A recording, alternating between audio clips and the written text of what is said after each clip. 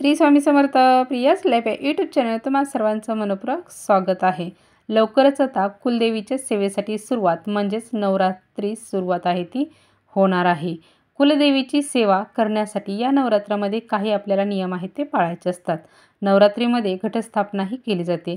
घटस्थापना ही कशी करावी याची माहिती आहे ती नंतर आपण पाहूया। या नवरात्रामध्ये तुमच्या घरात घटस्थापना ही जर तुम्ही करत असाल किंवा नसाल पण कुलदेवीची सेवा मात्र आपल्याला या नवरात्रामध्ये आहे ती करायची आहे। आता काही जण काही नोकरीनिमित्त किंवा काही कामानिमित्त बाहेरगावी राहत असतील पण त्यांची मूळ गावी म्हणजेच त्यांच्या घरी घटस्थापना ही केली जात असेल, मग तुम्ही घटस्थापना करायची काही गरज नाही। कारण घटस्थापनेसाठी आपल्याला कुलदेवीचा टाक आहे तो असणं आपल्याकडे गरजेचं असतं। त्यामुळे तुम्ही घटस्थापना आहे ही आपण नाही करू शकत। त्याचबरोबर तुमच्या घरात तुमच्या कुलस्वामिनीचा फोटो आहे तो तुमच्याकडे असणं खूप गरजेचं आहे। त्याची पूजा सेवा ही आपल्याला नक्कीच करायची आहे। तसेच या नवरात्रामध्ये आपण अखंड दिवा आहे हा प्रज्वलित नक्कीच तुम्ही करू शकता। जरी घटस्थापना नसेल तुम्ही केली तरी आपण दिवा आहे तो प्रज्वलित करू शकता आणि सेवा आपण ही करू शकता। कारण कुलस्वामिनी ही आपल्या कुळाचं संरक्षण करते, रक्षण करते। या नवरात्रामध्ये तिचा सूक्ष्म स्वरूपात आपल्या घरामध्ये वास असतो, म्हणून आपल्या कुलस्वामिनीचा मान सन्मान हा आपल्याला करणं खूप गरजेचं असतं। सर्व संकटे सर्व अडचणींपासून ते आपलं संरक्षण करते। नवरात्रीमध्ये आपण कन्यापूजन, होम हवन, देवीची ओटी भरणे हे खूप गरजेचं असतं। घरातील प्रत्येक स्त्रीने कुलस्वामिनीच्या सेवा ह्या करायच्या असतात। देवीची पूजा भरणे, ओटी भरणे, कन्यापूजन करणे, दुर्गा सप्तशती पाठ आहे तो करणे, त्याचं पारायण करणे हे खूप गरजेचं असतं। अगदी ब्रह्मचारिणीने म्हणजे ज्या विधवा महिला असतात त्यांनी पण ह्या सर्व सेवा ही त्या करू शकतात। त्यांनाही हे सर्व सेवा देवाची पूजा ही करणं सर्व काही त्यांना अधिकार आहेत। कारण देवाने कधीच कोणाला असं सांगितलेलं नाही की याने सेवा करावी याने सेवा करू नये, अशा पद्धतीने आपल्याला कधीच देवाने सांगितलेलं नाही। त्यामुळे प्रत्येकजण देवाची सेवा उपासना पूजा जे काही आपल्याला नवरात्रीमध्ये जे काही आपल्याला सर्व सेवा उपासना करायच्या आहेत त्या सर्व काही आपण नक्कीच करू शकतो। त्याचबरोबर प्रत्येकाने आपल्या घरात या नवरात्रीमध्ये दुर्गा सप्तशती या ग्रंथाचं पारायण आहे ते नक्कीच करावं। कमीत कमी एक तरी पाठ आहे तो आपल्याला दुर्गा सप्तशतीचा आहे तो आपल्या घरामध्ये या नवरात्रामध्ये झालाच पाहिजे।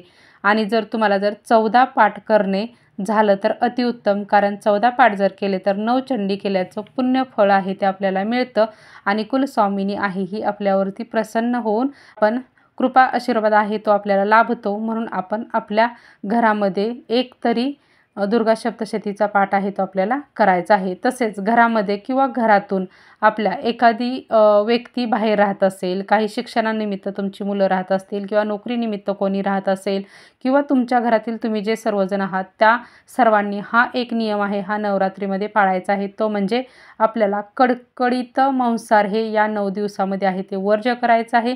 जोपर्यंत नवरात्र चालू आहे, विजयादशमी येत नाही, दसरा होत नाही, तोपर्यंत आपल्याला मांसाहार हा वर्ज्य आहे तो करायचा आहे। हा नियम आहे तो सर्वांनी लक्षात आहे तो ठेवायचा आहे।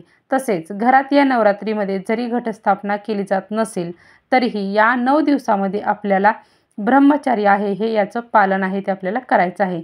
कारण की देवी ही सूक्ष्म स्वरूपात आपल्या घरात वास करत असते। तसेच आपण या नवरात्रामध्ये उपवास आहे ते कोणी करू शकतो। उपवास हा स्त्री पुरुष मुलगा मुलगी हे सर्वजण आहेत हे उपवास आहेत ते करू शकतात। जर गरोदर महिला असतील तर त्यांनी उपवास आहे तो करू नये, कारण हा 9 दिवसांचा उपवास असतो।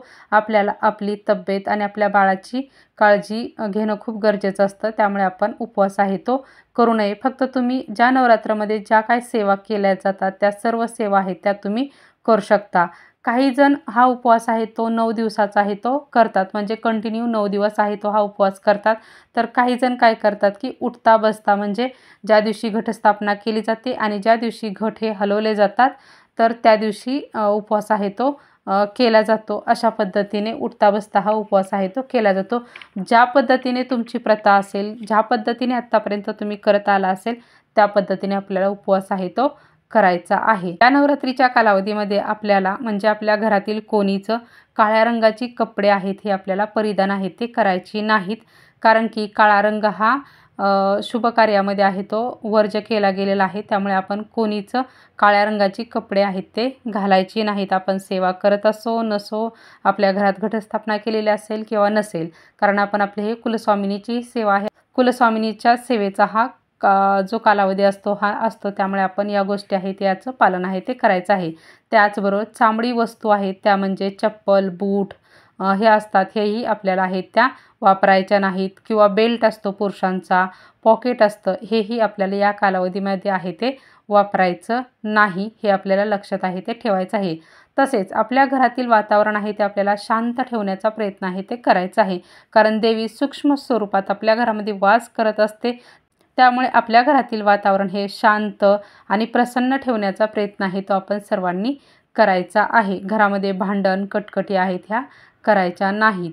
तसेच जर एखाद्या घरात एखाद्या जर महिलेला जर मासिक धर्म असेल तर तुम्ही दुसऱ्याकडून किंवा तुमचे पती तर त्यांच्याकडून तुम्ही घटस्थापना आहे ही करून घेऊ शकता. आणि नंतर तुम्ही तुमचे जे 5 दिवस झाले आणि त्यानंतर तुम्ही सेवेला सुरुवात आहे ती करू शकता. जर असं जर झालं की घटस्थापना केली आणि घटस्थापना केल्यानंतर तुम्हाला जर मासिक धर्म जर आला तर तुम्ही काय करायचं आहे की तुमच्या घरातील मुलगा, मुलगी, पती किंवा तुमच्या घरातील इतर कोणती व्यक्ती असेल तर त्यांना सेवा आहे ही करायला लावायची आहे. म्हणजे घटाला पाणी घालणे, जी घटाची पूजा रोजची करणे, माळ घालणे, ह्या सर्व सेवा आहेत ह्या त्यांना करायला लावायच्या आहेत.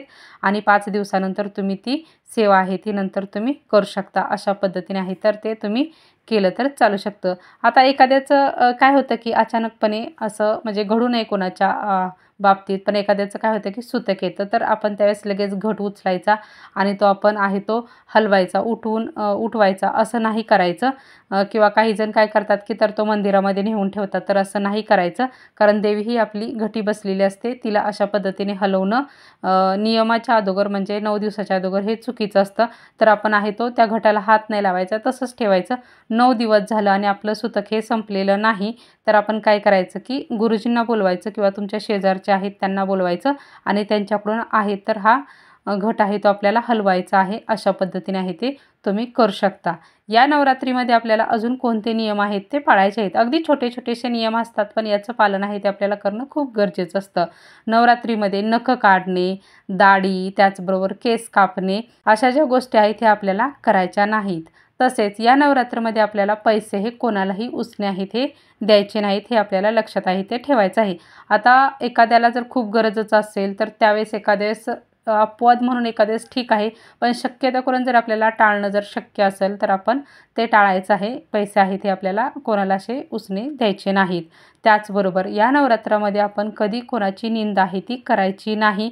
आपण कोणाबद्दल वाईट आहे ते बोलायचं नाही. कारण काय होतं की आपण जर अशा पद्धतीचं जर वर्तन जर केलं तर आपण जी सेवा करतो, जी काही उपासना करतो त्याचं फळ आहे ते आपल्याला मिळत नाही.